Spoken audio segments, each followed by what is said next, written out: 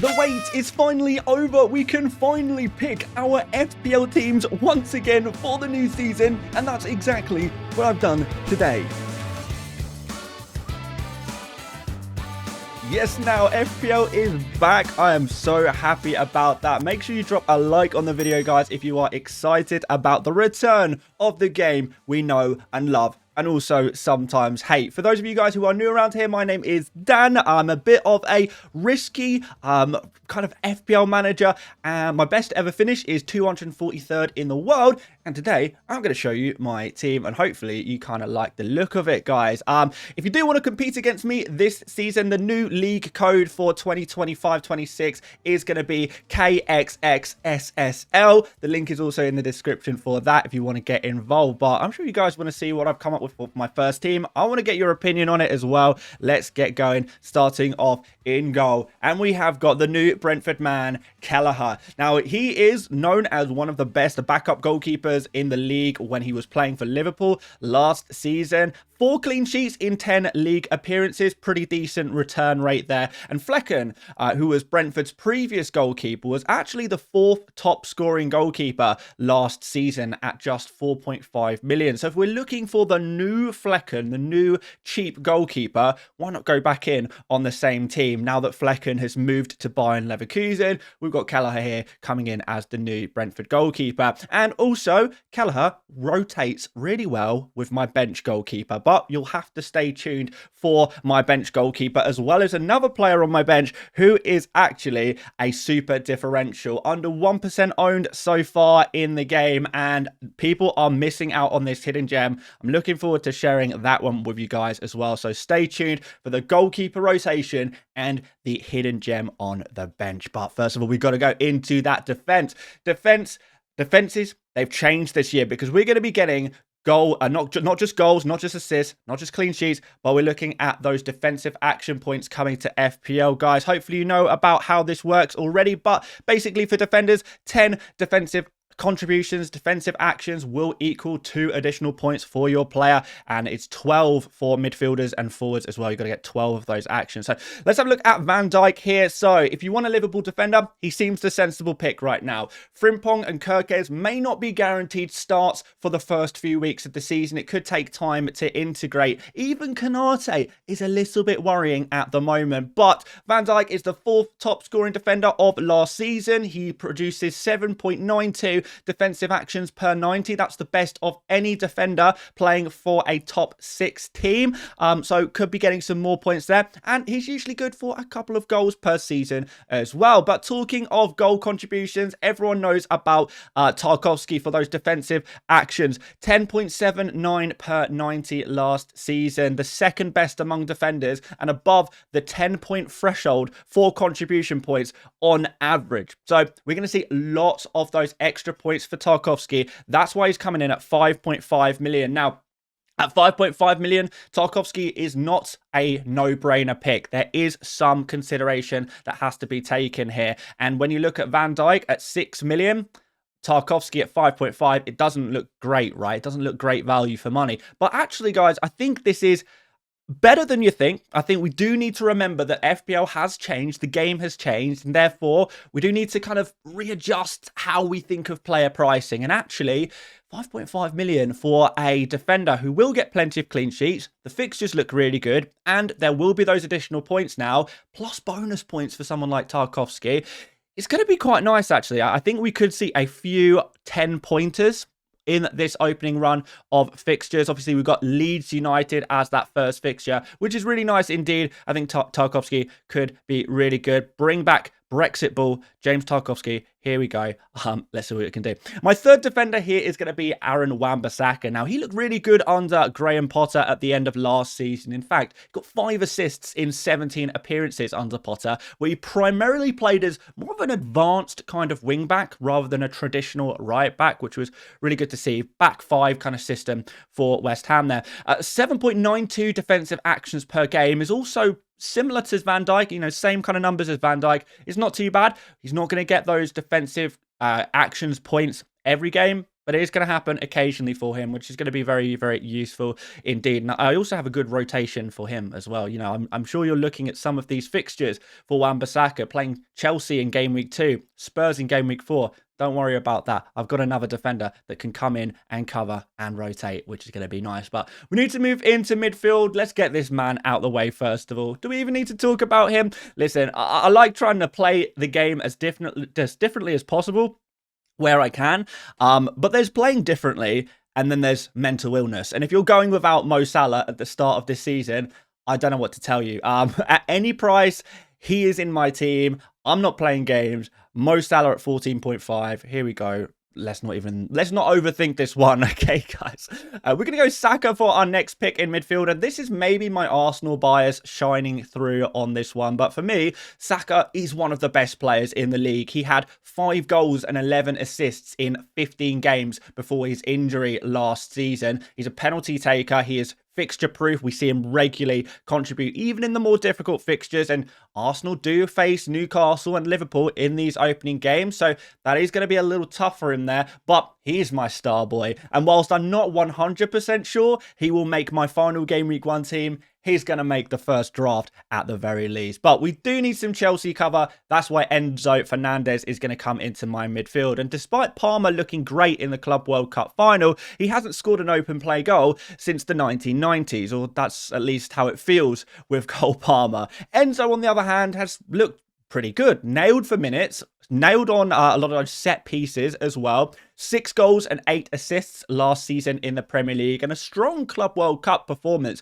with another goal and 3 assists there for him. But I could definitely see myself, you know, for example, maybe switching to Palmer and Rice instead of Saka and Enzo. I haven't decided yet, but right now I think I do prefer this combo. And our final midfielder in the starting 11 is going to be Mohamed Kudus, the new Spurs man. Now, maybe there is some minutes risk here as we don't know who the starting Spurs wingers are actually going to be, but the 6.5 million price tag looks really good for a top player playing for this new look Spurs team under Thomas Frank, the new system.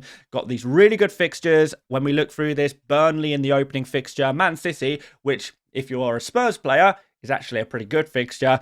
Spurs love playing against Man City. We've got Bournemouth and West Ham there as well, which are pretty nice indeed. So with these fixtures, and believe me, it pains me to say this, but I kind of like Spurs players for game week 1.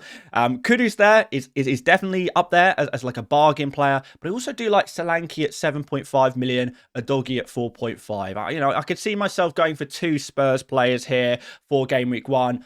Minimum 1 Spurs player, I think, but triple Spurs, maybe a little bit too far. But our forward line looks something like this. So we've got Ollie Watkins, pretty solid fixtures for Villa over a sustained period of time. They face Newcastle, Brentford, Crystal Palace, Everton, Sunderland, Fulham, Burnley and Spurs. So, particularly from game week 5, the fixtures look really nice. A bit of a set and forget pick, penalty taker, very reliable. 15 goals in each of his last 3 seasons. Very good injury record. 8 assists as well in each of his last 3 seasons. Maybe a bit safe, maybe a bit boring, but the game's the game. Not, again, another player we're not 100% sure will make my final game week 1 team, but playing around with an initial draft, I think Watkins makes this initial draft. We'll see if we maybe change him for someone like Isak and maybe look to transfer Isak to Watkins after a couple of game weeks. There's still options. There's still things we need to think about. Guys, we are just a few hours into the game being launched, so there's still so much to think about and discuss. We've got Wissa next. First, there was Tony. Then there was Mbeumo. Now there is Wissa, the new penalty merchant legend of Brentford. And he didn't even need penalties last season to do brilliantly with 18 goals and 6 assists. I am a huge Wissa fan. And if he can become the new Brentford penalty taker, and I hope he will be that guy with Mbeumo leaving for Manchester United, then Wissa is a lock in my team. It has to be said. So Brentford fans, if there are any of you out there, I don't actually think I've ever met a Brentford fan before. Let me know what you think about Wissa. Is he going to be the new penalty man at Brentford? And if so, do we think he is going to cook even without Mbeumo? Because, people said, can Mbeumo do well without Tony? And he did. Now, is it going to be the same? Wissa is going to take the mantle from Mbeumo. Maybe Sharda becomes the new Wissa. Hey, you never know. Let's go for our final forward in the starting 11, and that is going to be Danny Welbeck. And at the ripe old age of 34, apologies to anyone over the age of 34, by the way, Danny Welbeck had the best season of his career last year with 10 goals and 5 assists in just 24 starts. He'll be the penalty man now and see much better minutes with Joao Pedro out the door over to Chelsea. And at 6.5 million, this feels like value for money right now. And FPL, it's not just a young man's game. So I'm hoping that guy Welbs can turn back the clock once again and be the star man at Brighton and Hove Albion. Let's have a look at this bench here, guys. And we've got Petrovic first of all. He is going to be our backup rotation goalkeeper, really. I'm thinking of going for 2 playing goalkeepers this year, so I have the option to play my first bench boost kind of on the fly. Now remember, this year, guys, you have 2 of each chip, 1 to use in each half of the season, which is a big difference from previous years. So if you want to have that flexibility to play that bench boost pretty much on a whim, if one week looks good, you can upgrade your bench in a good way. Everything falls in the right place on a random game week. You don't want to have to use your wild card in order to, kind of maximize your bench boost. You can just go straight in with your bench boost if you already have a playing backup goalkeeper. So it does give you that flexibility. Now, so for some of you guys, you might be thinking, okay, game week 1 looks like a really nice bench boost week. I'm not 100% convinced by it, but, I'm open to it. But 4.5 million, I think is a decent price for the new Bournemouth keeper. But more importantly, we spoke about the rotation between him and Kelleher. It's pretty good. Let's have a look on screen, guys. So if you do rotate these 2 goalkeepers, you get the following fixtures. You get Forest, Wolves, Sunderland, Brighton, Fulham, Leeds, Fulham again, and West Ham in the opening 8. It's not a bad rotation, really. A lot of pretty favourable fixtures in there. 2 newly promoted teams in the opening 8. There's no really difficult teams. Even some of the more difficult teams, like maybe you'd say Forest and Fulham, are in there. These are not teams that score a lot of goals, So I think there's definitely some real opportunity there for a few clean sheets with this goalkeeper rotation. Now, here is my differential pick, Elliot Anderson. In my opinion, he is a real hidden gem. Forest have great fixtures. Anderson is just 5.5 million. He scored 2 goals and got 6 assists last season, which you're probably thinking, Dan, what is the big deal? That is not that good. Not exactly free scoring. I guess it's something, but here's the important thing. He averaged 13.79 defensive actions per 90 last season. Remember, you need just 12 per game as a midfielder to get an additional 2 defensive contribution points in the new season. No first choice player, like regular starting 11 player in the entire Premier League can match the numbers of Elliot Anderson. Everyone's talking about Caicedo or Tarkowski or Murillo. Guys, Elliot Anderson, he's the real defensive contribution king. He is being disrespected, and I will not accept any slander on this man's name. 13.79 per game. You only need 12 per game to get those 2 points. Anderson will pretty much, with huge regularity, you would say most games will get not just the 2 points for playing, but an additional 2 points for his, defensive contributions. Nottingham Forest will keep clean sheets, so you're going to get an extra point there occasionally. And then you will have the occasional goal and assist because he does have that occasional attacking contribution as well. So I like this pick. I think, this is a player I hope to be talking about more over the coming weeks. But if you want to learn more about the players who put up the best data for defensive contribution points from last season, you can check out the video on my channel. I uploaded that on Friday. I think it's a pretty good video. We put a lot of work into creating a spreadsheet for you guys to reference when looking for those hidden gems, those top players for defensive contributions. And Anderson was way out on the top of these kind of lists. So yeah, there you go. Little hidden gem for you there to start off the new FPL season. Right, we've got Chris Richards next. Speaking of defensive actions, Richards is also up there. He ranks 5th in the table of defenders for defensive actions last year. And Ethan Pinnock is the only player ahead of him that you can pick up for 4.5 million or less. So the big American man is the cheap defender if you want to pick up these new points. He should be nailed when fit, which I don't know if we can say the same about Pinnock, who also is, looks good for this. And he rotates really nice with a West Ham defender. You can check out my Wan-Bissaka Richards rotation on screen, guys. You get the fixtures: Sunderland, Nottingham Forest, Sunderland, West Ham, or Crystal Palace. So they play each other in game week 5, so you can pick one or the other.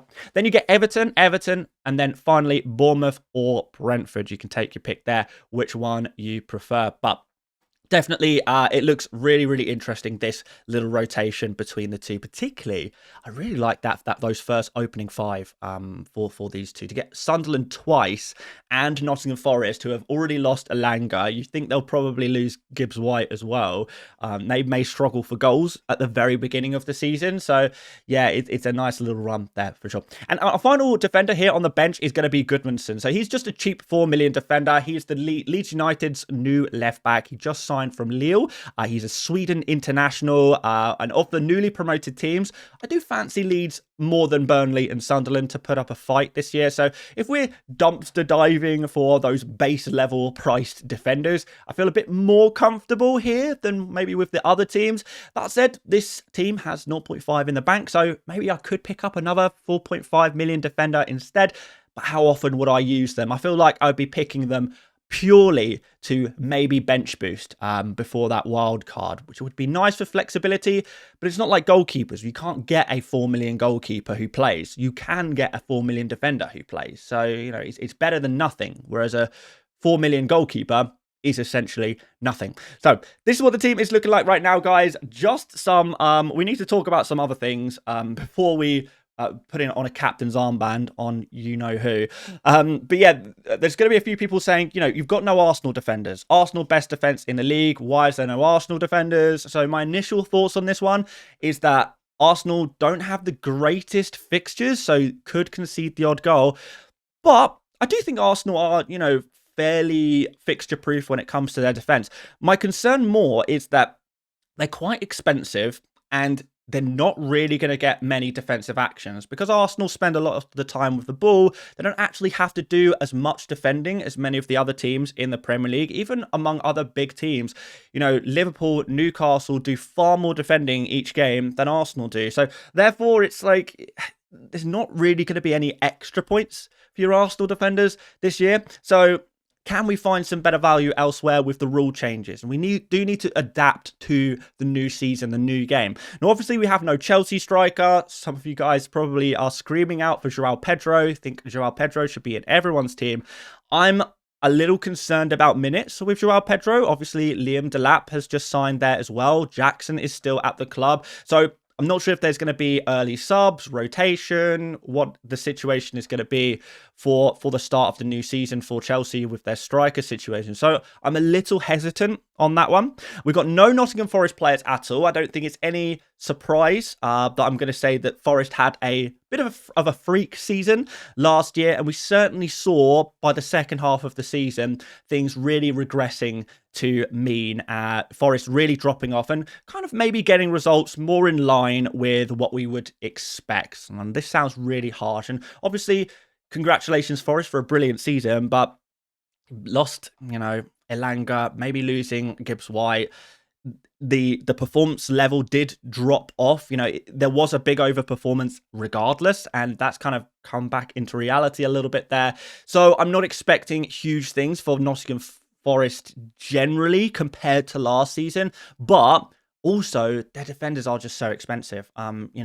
You're not going to pick a 5.5 million Tarkowski and a 5.5 million like Milenkovic or Murillo. I do like those guys. I would be open to picking like one Forest defender, but generally I think I'm edging towards Everton because they have those slightly better fixtures, and I just trust them a little bit more as a defense over the longer term. But I guess we'll see what happens there. I'm not against Forest players, but Wood, I think there are better options out there than Wood. If we look at the second half of last season, but maybe a defender could be okay. We're also going to have no Manchester United players. I'm really keen to see how Man United improve, but the likes of Cunha and Mbeumo, they're not going to be on penalties anymore now that they're at Manchester United. So that's going to be a big damaging thing for these guys. And I'm just not sure I'm ready to trust United immediately. So we're going to see how Man United go. Their fixtures are pretty poor. So maybe after a few weeks, they've got some bad fixtures out of the way. We'll see how they're shaping up and we can start to incorporate their players. But I'm not super keen to just jump into Man United players right away. And finally, no Isak. And this is one that doesn't sit super well with me.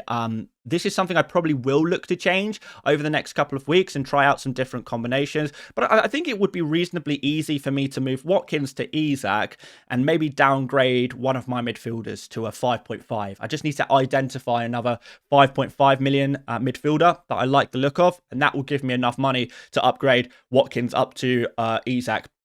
That would mean going without an Aston Villa player, which is, I don't know, questionable, but I guess you can't have everyone. But yeah, Isak is the one player. I know you guys are going to be like, where's Isak? That's the one I have to kind of agree with you and say, yeah, I probably do need to find a way to get him in, but I'd like to try and find some cheaper, particularly midfielders and forwards that I'm comfortable with having in my team before I look to upgrade Watkins to Isak. And that's going to take me, it's going to take all of us a few days to try and acclimatize ourselves to the new system, the new points, the new players, everything like that. But anyway, guys, we're going to put the captain's armband, of course, on Salah with a vice captain on Saka. And this is what my team is looking like for day one. Things will change. I will be updating you guys over the next few days with plenty more research into this, that, and the other. And Fantasy Football Hub is back for another year as well. If you want to get the early bird deal where you can get your money back if you don't win your mini league when you are a subscriber to Fantasy Football Hub, then get on it right now. They've now got an excellent rating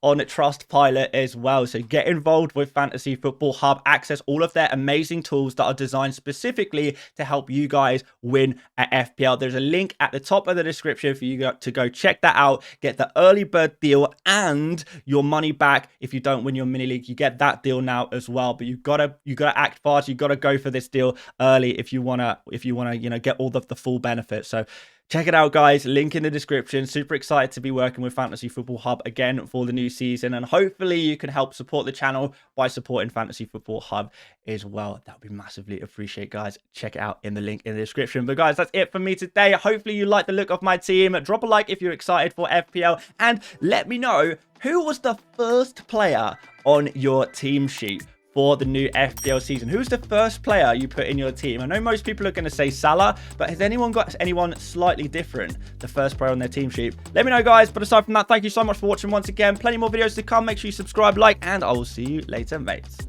Bye-bye.